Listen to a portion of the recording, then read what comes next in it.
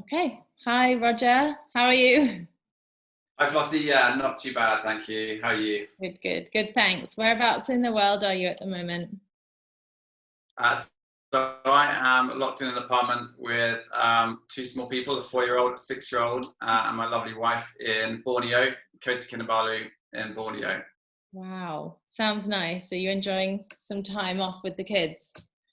Or is it a bit Yes, it's stressful? actually quite nice to have some time at home for once, yeah. Yeah. Okay. Good. Hi to everyone watching, and sorry that we're starting a little bit late. We're really pleased to have Roger Munns with us today. He is one of the Manta Trust patrons, so he's a great supporter and friend of the Manta Trust. And he is a very well established underwater cameraman for lots of natural history series, one of them being BBC's Blue Planet 2, which I'm sure lots of you have enjoyed in the past, and I've definitely enjoyed in the past. So he's here to tell us a bit more about filming, I think, a specific scene for Blue Planet 2, which is going to be really interesting. Just for anyone who hasn't joined before, just tell you a bit about the technical stuff. Roger's going to talk for about 20 minutes and then we will take questions. So for anyone watching, your video and audio is automatically switched off, but we would love to hear from you. So if you have any questions at any time, please just put them in the Q&A box, which is on the toolbar of your Zoom screen. And this will come through to us and we can look at all the questions and ask Roger as many as we can at the end of his talk. Okay, I'll pass you over to Roger now. Thanks, Flossie. Hi, everyone. Hope everyone's well in these crazy times. So what I thought I'd do today is talk to you a little bit about kind of behind the scenes, how we create a sequence for a program, in this case, Blue Planet 2, but it could be any kind of big landmark BBC style production, the kind of thing that David Attenborough narrates. I'm going to use a sequence that I shot for Blue Planet 2 as a bit of an example, but it kind of applies to any of these big series like 7 Planets, 7 Worlds, 1 Planet, Dynasty, that kind of thing. Let's move on. Apologies if we have any technical issues or if any small children scream in the background. I think they're having dinner now, but you never know. Okay.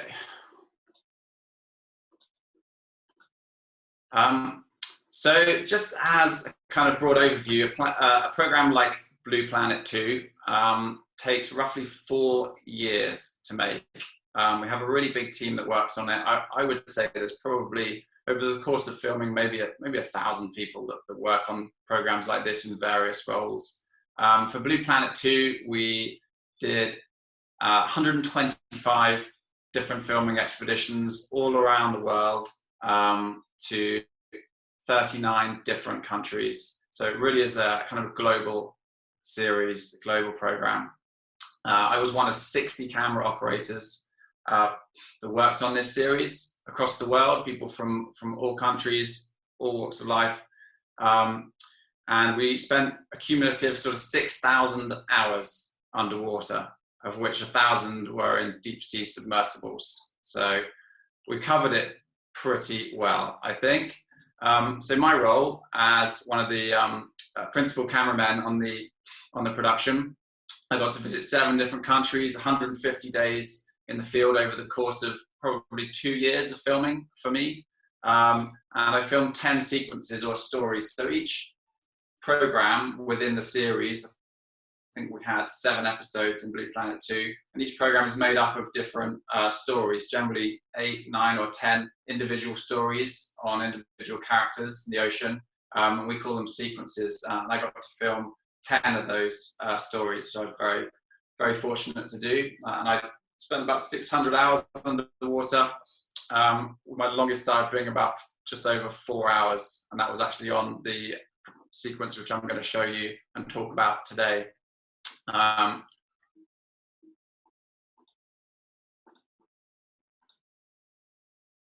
So I'm just going to show you the video now. So I'm just going to share my screen. Let's see if I can. Flossie's trained me, but I might get this wrong. I'm going to try and show you the video. So what I'm going to do is show you the actual sequence that I shot now. It's on a little clownfish, panda anemone fish here in Malaysia, in Mabul, which is very close to Sipadan. It's about 5 minutes long. It's a lovely little kind of character scene. I'm going to show it to you, and then afterwards we'll kind of go through how I and the team created it. See if I can get this to work.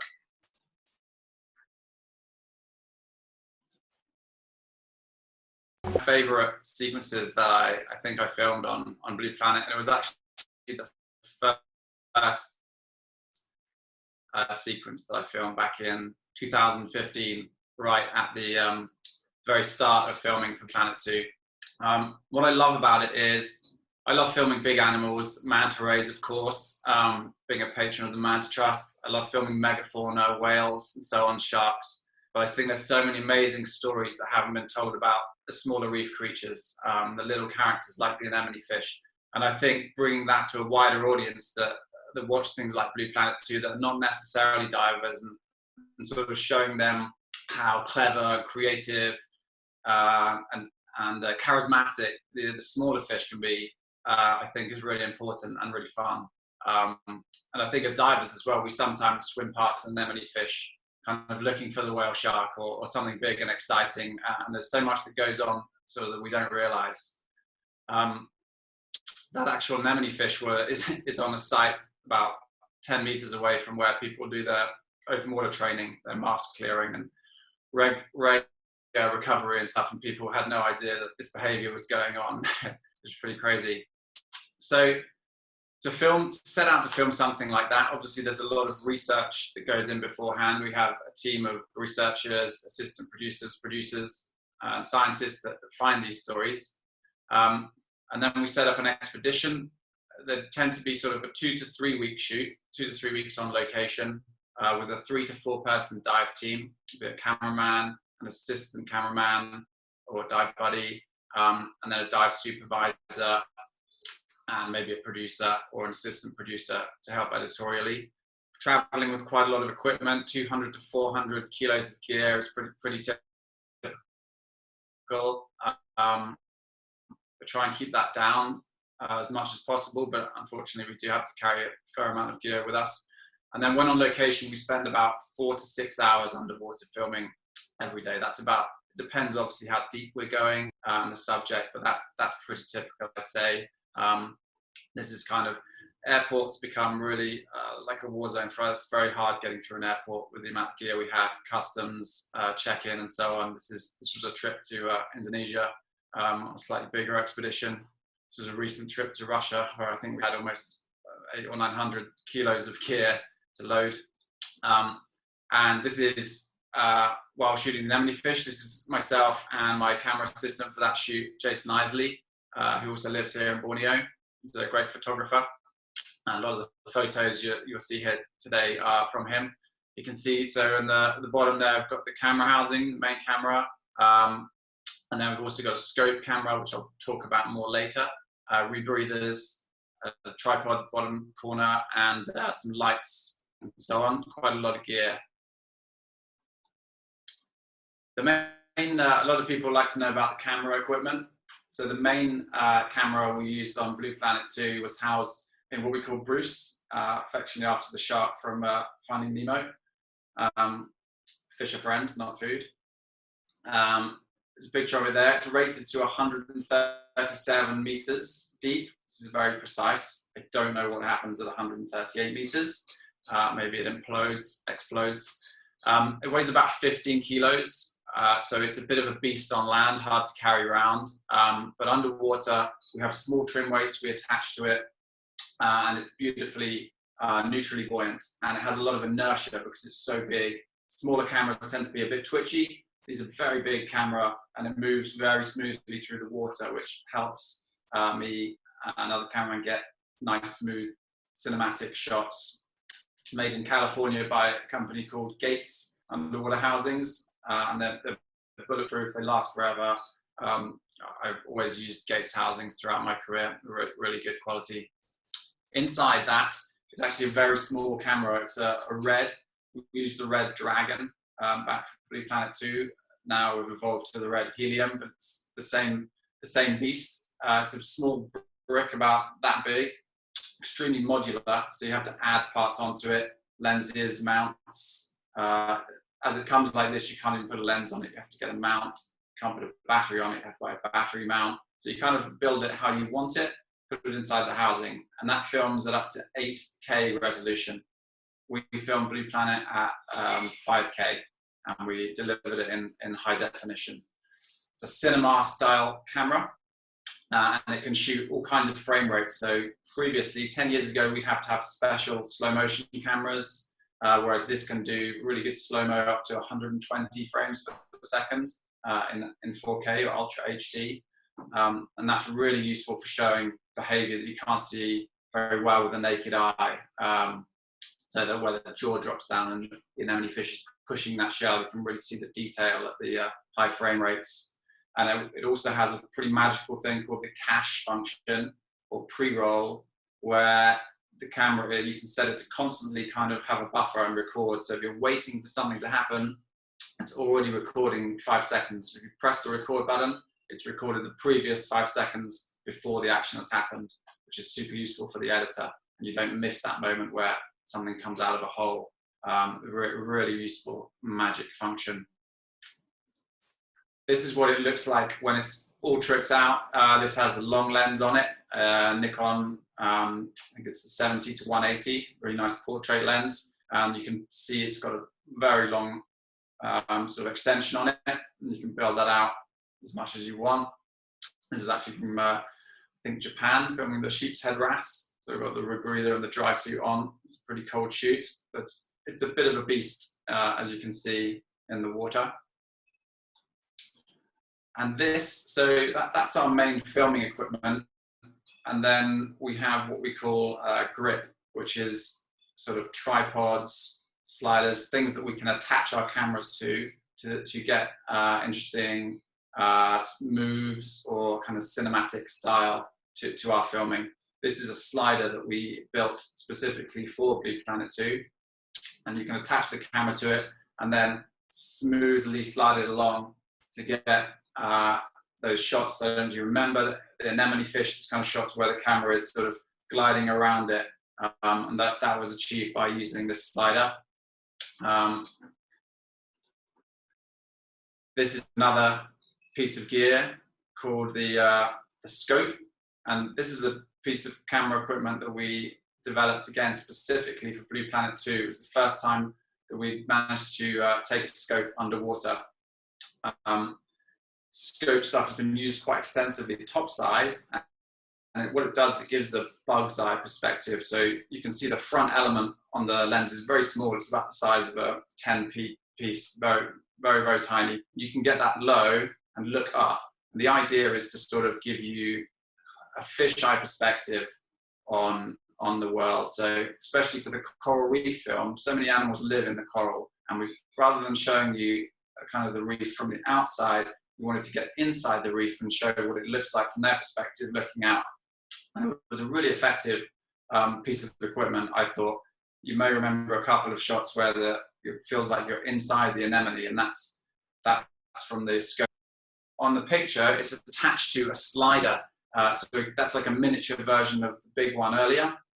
And that gave us these small creeping moves inside, just adding a little bit of sort of cinematic imagery to the move, just gives a little bit of more production value.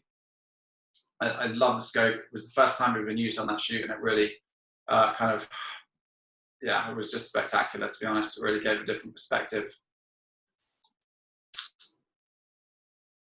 I thought I'd talk a bit about rebreathers. So rebreathers are a really important tool for us now in underwater filmmaking. They really are opening up the underwater world for us. They have huge advantages. There's a very simple diagram of a rebreather there. But essentially you have a small bottle of oxygen, a small bottle of diluent, which is normally air, and then you mix the two on your back to create your blend, and then that comes through your hose, you breathe it in, and then your exhaled air, rather than being expelled like it is in scuba in bubbles, travels back along the tube, comes down through some scrubber, which looks a little bit like kitty litter. It's called sophno-lime, has the carbon dioxide removed, a little bit more oxygen added, and then it comes back around and you rebreathe it. So you can do very long dives, That's one of the advantages. We just have a 2-litre bottle of oxygen, that's the size of a Coke bottle. You can go for 4 or 5 hours, certain depths on that. There are no bubbles, so obviously animals that are flighty, a little bit scared, it really solves that problem. You can get close to sharks, things like that. They just aren't as affected because bubbles make a lot of noise coming through the water column. Less decompression time, so it's in a way it's safer in that way. But they are extremely dangerous. So it's sort of like flying a plane. You have a list of pre-flight checks which you run through, maybe 20 pre-flight checks, making sure everything's working. Your oxygen is oxygen and not something else. So there are disadvantages to it in that way, but they're an incredible tool and they've allowed us to stay longer and film more behavior. They're amazing for behavioral filmmaking.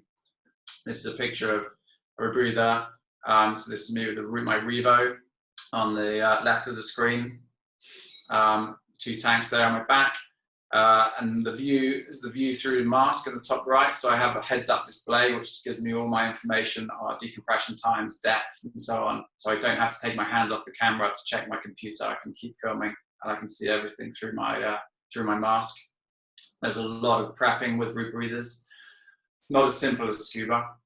So we do spend a lot of time after dives, per hour a day, prepping, problem solving, cleaning, washing, replacing soft no line.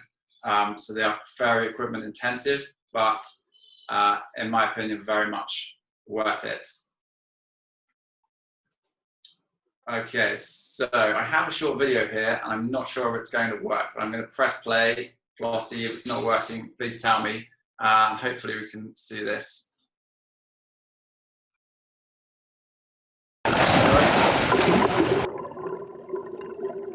We assume it's working. So this is a video of me and Jonathan Smith, the producer, going down to film the clownfish, some of the grip. You can see setting up a light there. Filming through the main camera.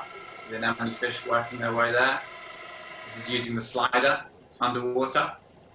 And see, it gets that very nice smooth move laterally and forward. And this is the macro slider, macro positioner, using the scope lens. I have a little control in my hand that moves it backwards and forwards. And that's the view from the scope lens, down at the fish's eye view, looking up at it, it looks huge. Really beautiful view. I really love it. All right, just coming to the end here. I really like this image. I think it kind of shows what we do really in filmmaking, because that entire sequence, which hopefully you felt immersed in, you felt like you were in the anemone fish's world, was filmed basically around an anemone the size of a dinner plate. I think that photo kind of encapsulates that. It's just a big sandy flat, one anemone on a at the side of a dinner plate there, and we just worked around it for 3 weeks. Yeah, it's pretty crazy, really, and very enjoyable.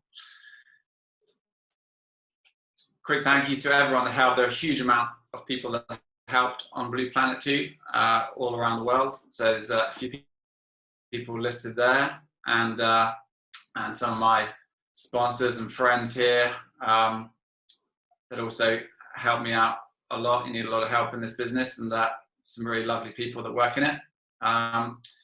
Pretty much done. Thank you very much for watching. If you want to find out any more about Blue Planet 2, about my work, you can visit my website on rogermunns.com, or check me out on Instagram, roger.munns. Cool. Thank you. Okay, thank you so much, Roger. That was really interesting. I love that scene, and it's really cool to see the is it called a scope camera?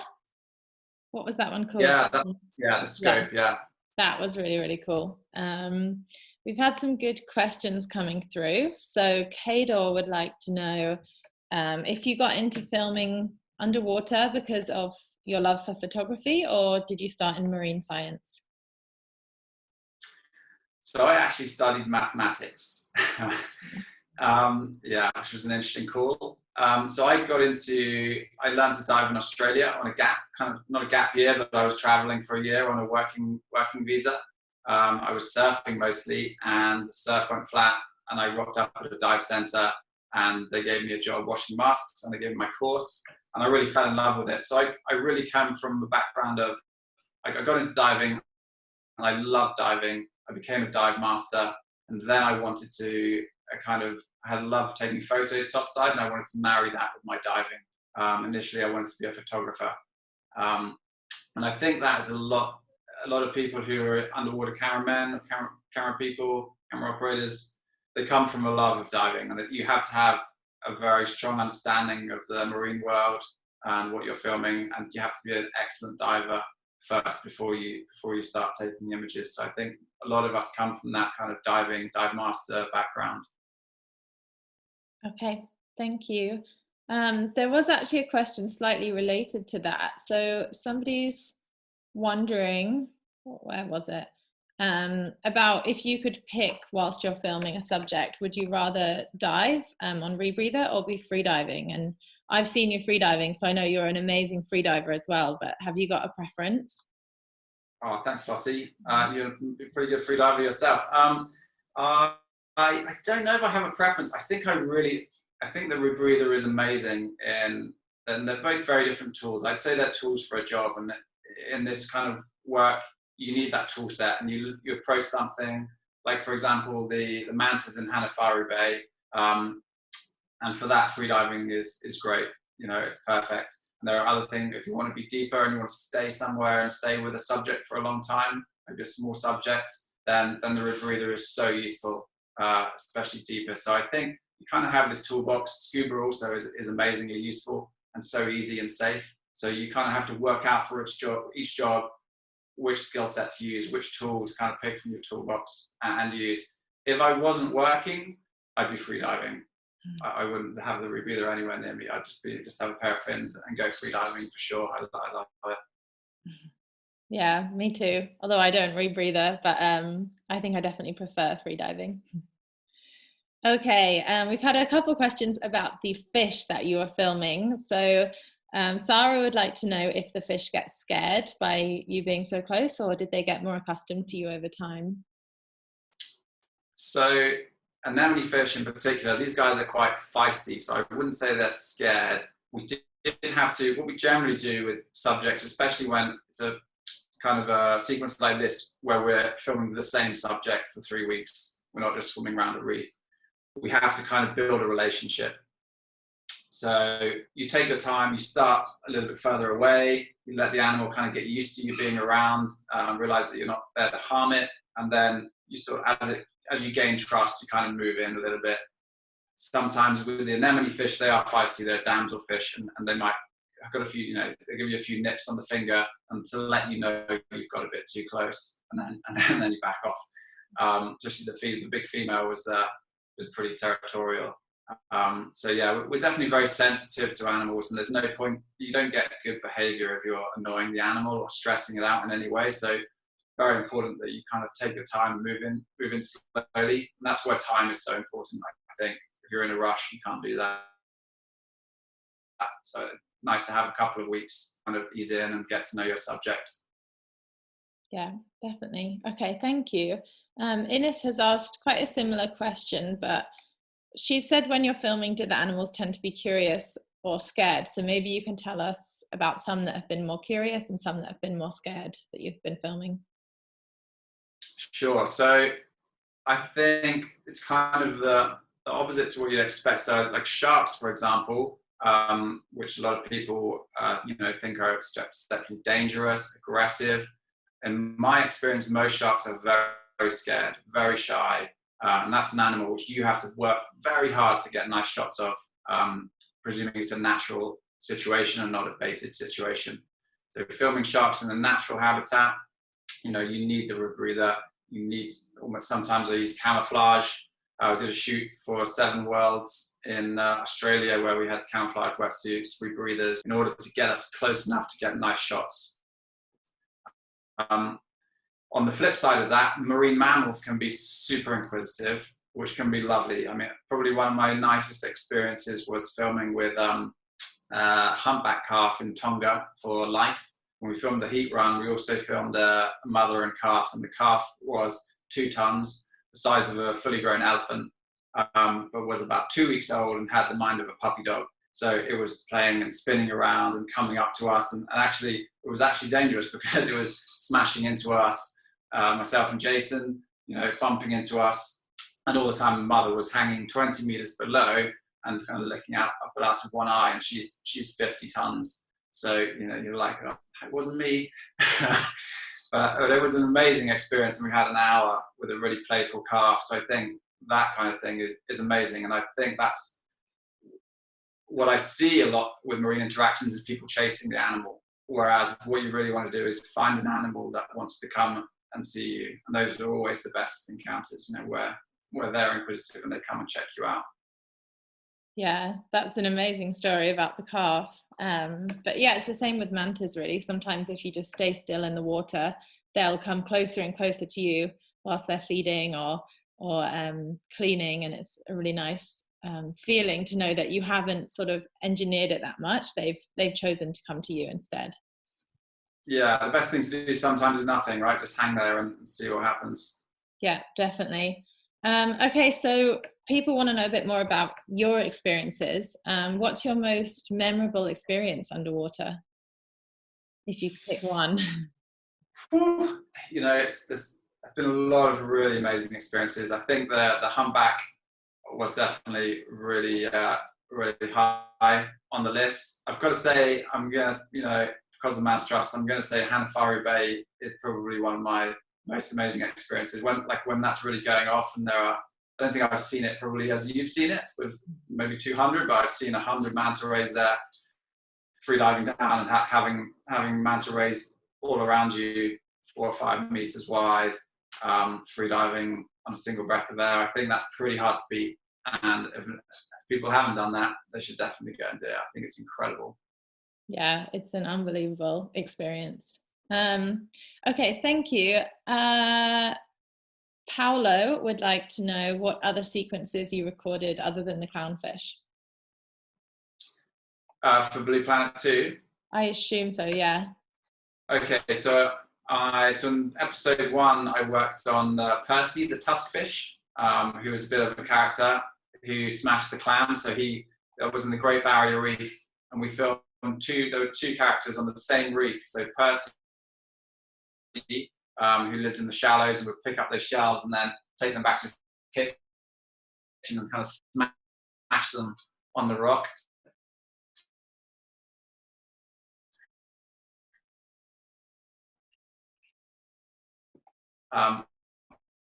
That's a great example of slow motion. So we shot that at like 240 frames to get them. Octopus and the group that hunt together. That was both in Lizard in Australia. Filmed the Cobodai, the sex-changing sheep's head wrasse with a really ugly chin in Japan. That was awesome. What else? We did, for the episode 3, we did some really cool stuff at Zipadan, the turtle spa, turtles being cleaned, bumphead parrotfish feeding. I had one amazing night. I think actually that might be one of my most amazing experiences, was filming the coral spawning on the Great Barrier Reef. So we were there to film just general views of beautiful reef, and we were there for the spawning, and we went for it, and yeah, I mean the whole reef just burst. I mean there was just spores everywhere, and it was like a kind of a light show, really spectacular. And then for the 4th episode, open water, I filmed the boiling sea, so a huge bait ball of Costa Rica, where mobula, mini mantas, and dolphins and sailfish all attack a huge ball of lanternfish at the surface. That was pretty spectacular. I think I might have missed a couple, but yeah, that's most of what I did. Wow, that sounds incredible. You must have had the most amazing experiences over the last 20 years or so.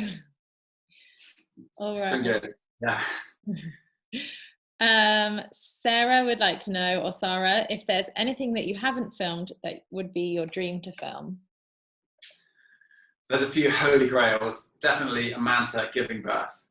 I'd even settle for a manta mating. For a manta mating. Don't think that's been filmed, has it? Has that been filmed? It has actually. late last year in North Mali Atoll at Lankan, somebody filmed two mantas mating on a dive, and the footage is insane. Just like there's probably 10 or 15 mantas there, and all these divers around the cleaning station, and they're just right above their heads getting it on. So yeah, it was crazy footage. But giving birth, no, except for in an aquarium in Japan, nobody's ever seen or nobody's ever filmed it. Yeah, so that's a big thing. I mean, I've got to scratch the mating off my list now. It's annoying. Giving birth, like any like big marine animals giving birth, like whales, humpback whales. I mean, they know Tonga and Hawaii. They know they're giving birth there. The calves are there. Same with grey whales, but still no one's filmed that underwater. So that's one of the kind of natural history holy grails that are still out there, like big whales, cetaceans giving birth naturally, would be incredible. But I mean, we all suspect that it's happening maybe at night or deeper. But once we get the camera technology, or maybe we can do that, that would be incredible. Yeah, hopefully one day. I'd love to see that. We've had quite a few questions on this. A lot of people, like Greg, are asking how you broke your way into the documentary filming industry and what you'd advise people who want to do the same. Yeah, so that's probably my most common email inquiry. I bet. It's like, how do I get into this business that you do? It's a really tough question to answer because there isn't a path, a kind of set of exams you go through, qualifications you get that then mean you're a camera operator. So I think everyone that I know who works at a high level in the industry has got into it in different ways. My way was that I became a dive master. Then I got a job working at a dive resort, filming. It was for Scuba Zoo out here in Borneo, and I filmed the guests. So it was filming tourists every day on their daily dives. I do 2 dives with them in the morning, make a video, and then sell it at night. And that was an amazing training ground. I did 2 years, 600 dives, and I had to make a video every day, whatever the conditions, and make it look good. So it was a great training ground. And then, so that was a great way to get your skill set up without paying for dives. And then the trick is getting people to trust you in the industry that can film for a big series like this. That's tricky. And you need to build up a show reel, show people that you can film story. So I see a lot of people with great show reels that have beautiful images, experienced cameramen that have wonderful wide angle shots of whales, dolphins, and it all looks spectacular. But what a producer wants to know is that you can tell a story underwater and you can get the shots necessary to build that story editorially. So I think having a good show reel and then going to meet producers in Bristol in America and showing them, that you can tell a simple story, get the shots needed. I think that's key. But essentially, you need a lot of perseverance. There's a lot of working for very little money for many, many years. I know as well, like volunteering for someone like the Manta Trust, there are sometimes opportunities to kind of use photography skills and video skills while you're doing research work, and that's really valuable. I think I know Danny Copeland and obviously Simon takes amazing images, so I know, and that's kind of a good place to do that as well. Yeah, definitely. Okay, thank you. I'm sure they'll really appreciate that advice. We've had quite a technical one from Nicola. Nicola is interested in the audio of the fish on the anemone scene, and she's wondering if that was recorded at that particular anemone or at a separate site. So that's a really interesting question, and it's we've had that a few times. The issue with recording audio underwater while filming is that if you have a hydrophone or microphone in the camera, a lot of what you're picking up is bubbles, people shouting at each other through rebreathers saying move that, and camera movement. So it's not really feasible to record audio at the time, what we call sync audio. So what happens is that wherever possible in Blue Planet, we recorded with a separate hydrophone to get the noise, to get the natural sounds. It wasn't always possible to do it at that exact anemone, but as the same species, yeah. So wherever possible, they would go back and get the audio, but we couldn't do it at the time, unfortunately. Yeah. Okay. Thank you. Beatrix would like to know if you've ever encountered Migaloo, the albino humpback whale. I think lives in Australia or visits Australia. Very specific question. Very, very specific question. Not yet. Would really love to. Yeah. Okay, cool. Me too. And we've had a couple of questions about this. One's from Best Spot Azores Dive Centre, and one is from who's the other one from? Maybe Greg. And they are wondering about what you've been working on recently or what your next projects are, if you're allowed to tell us. Yeah, so it's tricky because, as I said, these projects take like 4 years. So a lot of the stuff I'm working on, I'm not allowed to talk about until it comes out, which is often in 2 to 3 years' time. But so my most recent projects I worked on, last year I did a lot of work on the Apple Screensavers. So that was a big project and kind of quite different for me. It was sort of a marriage of natural history, commercial filming, and dare I say a little bit of artisticness in there. And so we were filming these 2 to 3 minute long single shots of marine life. So if you have an Apple TV, when you're not watching, when you're asleep on the sofa or whatever, the screensavers come up and they have been these aerial shots of cities or landscapes, and they asked us at the NHU to do some underwater ones. So we did probably my favorite one actually was cow nose rays? Yes, cow nose rays in Mexico. We were swimming with 1,000 cow nose rays, filming wide angle, and so trying to make the viewer feel like they're immersed in it. It was really technically challenging because you've got to get an incredibly long shot, very stable, which is normally in our sequences we're filming 5 to 10 second shots which are cut together.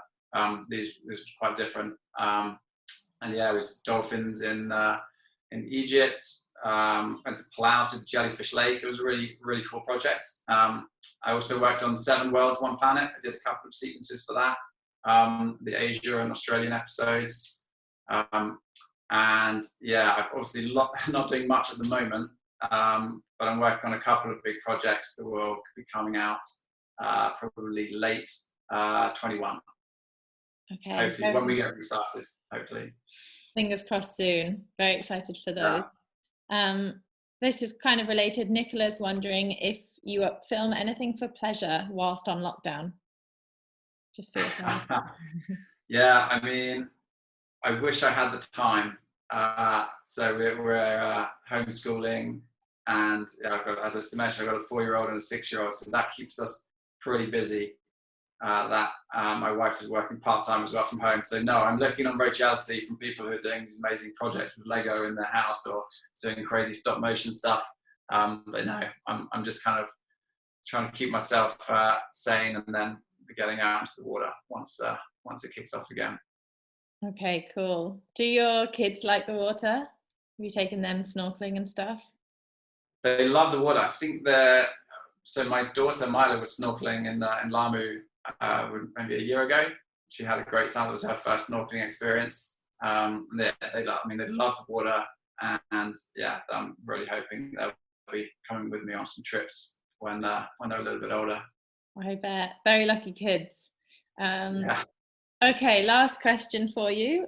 We wanted to know if you have any favourite books or documentaries that you'd recommend for anyone during this time when we have a bit more time on our hands on lockdown in some countries. I do. So I did prepare a book. You did tell me, and I did prepare a book. So I really liked it. I haven't read it for a while, but it's called Stars Beneath the Sea. Have you read that, Flossie? I haven't.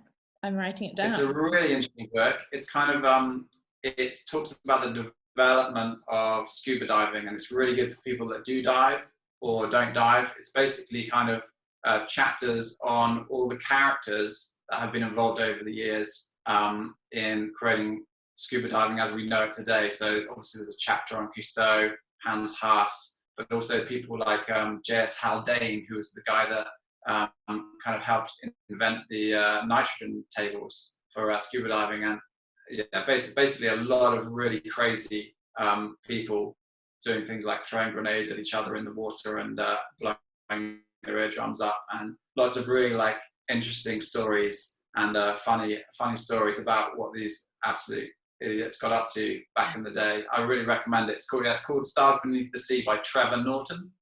Okay. It's a really fun, interesting read. Great, thank you. So we will have a reading list on our website soon where we're going to have all these books that have been recommended by people that we speak to or project leaders. So we'll add that one on there. I actually watched all the Cousteau documentaries from, I think, the 60s or whenever it was. And my dad got them for me as a present. And I thought, these are going to be so beautiful. And actually, they're quite violent, some of them, quite aggressive towards creatures. Different times, man. And different times. I mean, they're blowing up coral reef and riding animal. I mean, it's pretty wild when you look back at it. Yeah, but I guess that's what you did in those days, and now we know what to do. So. Okay, guys, I think we'll wrap up there. So thanks so much for joining us, Roger. I hope you enjoyed yourself. Yeah, it's been great. Thank you so much for having me, Flossie. Really nice to do this. And yeah, can't wait to get out to the Maldives with you guys again. Yeah, hopefully we'll see you there pretty soon. Right, okay, so this recording will be up on the website at some time soon for everyone to watch who hasn't watched it yet. But thanks again to Roger, and thanks for everyone who tuned in and asked questions. We had some great questions. As always, if you want to find out more information about mantas, you can visit our website or our social media pages, and you can also find out more about our upcoming webinars. So tomorrow we have Karen from our Mexican Manta project. She founded the Mexican Manta project, so you can hear all about the Mexican manta rays, and that is at 3 p.m. BST.